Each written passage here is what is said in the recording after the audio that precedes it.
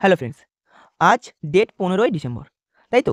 তো আমাদের পর্ষদের কথা অনুযায়ী আমাদের এক্সাম ডেট হচ্ছে গিয়ে 24শে ডিসেম্বর। দেখো, 24শে ডিসেম্বর হওয়ার আগে আমাদের ডেট ছিল কবে? 10ই ডিসেম্বর। তো 10ই ডিসেম্বর ছিল, আমাদের অ্যাডমিট কার্ড তো দেয়নি।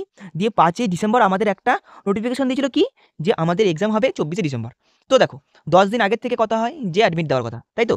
আজ দেখো 9 দিন হয়ে গেল, আর মাত্র 9 দিন বাকি আছে এক্সামের। আর যেহেতু 15 ডিসেম্বর, এখন অবধি এক্সাম দেওয়ার কোনো অ্যাডমিট দেওয়ার কোনো নাম ঠিকানা নেই। এবার দেখো, তবে কি এক্সাম হবে কি হবে না? তোমাদের সকলের মনে একটাই চিন্তা।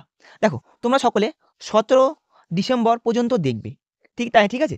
এখন যদি দেখো 17 ডিসেম্বরে অ্যাডমিট কার্ড বেরিয়েছে, তাহলে হচ্ছে কনফার্ম পরীক্ষা হবে। এবার দেখো, সকলে জানো যে আমাদের দিলীপ ঘোষ মহাশয় তিনি জনস্বার্থে একটা মামলা করেছে হাইকোর্টে। আর সেই মামলা শুনানি হবে সোমবার কি মঙ্গলবার, ঠিক আছে? তো সেখানে বলা হয়েছিল যে 24শে ডিসেম্বর এক্সাম হবে কি হবে না। কারণ 24শে ডিসেম্বর তোমরা সকলে জানো যে গীতা পাঠ হবে, আমাদের প্রধানমন্ত্রী পশ্চিমবঙ্গে আসবে, তাই তো?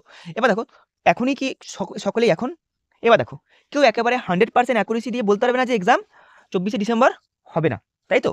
তাই আমাদের কিছু বুঝে নিতে হবে যে হবে কি হবে না। এটা কীভাবে বুঝবো আমরা? আমরা তোমাদেরকে বললাম যে 17 ডিসেম্বর তোমরা দেখবে যে অ্যাডমিট কার্ড দিচ্ছে কি দিচ্ছে না, তবেই তুমি বুঝতে পারবে যে 90% চান্স যে পরীক্ষা হবে না, ঠিক আছে? এবার দেখো, সরকার অনেক কাজ করেনি এখন অবধি। 2017 সালের এখন অবধি নিয়োগ নেয়নি, 2022-এর এখন অবধি কোনো সিট বা নোটিফিকেশন দেয়নি ইন্টারভিউর, আবার 2023-এ আবার এক্সাম নিতে চাইছে। তো দেখো, সরকার যদি বলে যে ভ্যাকান্সি নেই, তবে 2023-এর এক্সাম নেওয়ার কি দরকার, তাই তো? তাহলে আবার 2023-এ এক্সাম কেন নিচ্ছে? 2022-এর এখন অবধি কোনো রকমের ইন্টারভিউ নোটিফিকেশন দেয়নি সরকারে। তারপর 2017 সালের এখনও প্যানেল বের করেনি, ওদের ইন্টারভিউ হয়ে গেছে। দেখো কত কিছু বাজ রয়েছে, বা দেখো কত কিছু এখন অবধি বাকি রয়েছে। এবার দেখো, কত কিছু এখন অবধি বাকি রয়েছে। এসএলএসটিদের এখনো কতদিন বসে আছে তারা? তারা 1000 দিনেরও প্লাস হয়ে গেল তারা বসে আছে ধর্নায়। দেখো কত কিছু সরকার এখন অবধি করেনি। তার মধ্যে আবার একটা নতুন করে আবার টেট এক্সাম। তো সকলের মনে একটা কনফিউজ হচ্ছে। আবার এমন একটা ডেট চুজ করেছে যে ডেটটাতে আবারও কি হবে, যে বিরোধী দলের, সরকারের বিরোধী দলের বা আমাদের দেশের প্রধানমন্ত্রী নরেন্দ্র মোদী আমাদের কি আসছে, রাজ্যেই আসছে। তো দেখো সেক্ষেত্রে প্রধানমন্ত্রী আসলে অবশ্যই খুব ভিড় হবে। তাই তোমাদের আমি একটা কথাই বলছি, এখনো তোমরা যেমন পড়ছো তেমন পড়ো। তোমাদের এক্সাম তোমরা যেমন পড়ছো তেমন পড়ে যাও। তোমরা শুধুমাত্র কবে দেখবে? তোমরা দেখবে 17 ডিসেম্বর, যে তোমাদের অ্যাডমিট কার্ড বের হচ্ছে কি হচ্ছে না, ঠিক আছে? দেখো তোমাদের যদি কথাগুলো হেল্পফুল মনে থাকে, দেখো তোমাদের যদি কথাগুলো হেল্পফুল মনে হয়, তাহলে তোমরা আমার চ্যানেলটাকে ফলো করো এবং এই টেট সম্বন্ধ সকলের কোশ্চেনের অ্যান্সার পেয়ে যাবে।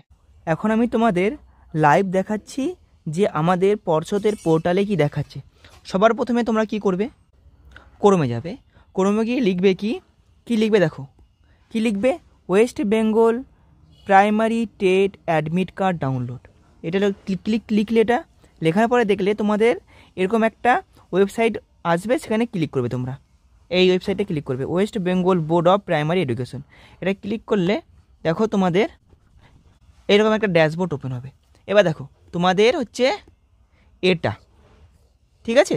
এটা হচ্ছে তোমাদের এক্সামের জন্য এখানেই দেবে।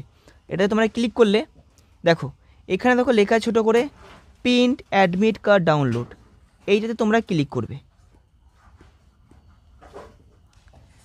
যখনই ক্লিক করলে দেখলে আবার সেম আগের স্থানে চলে এসেছে।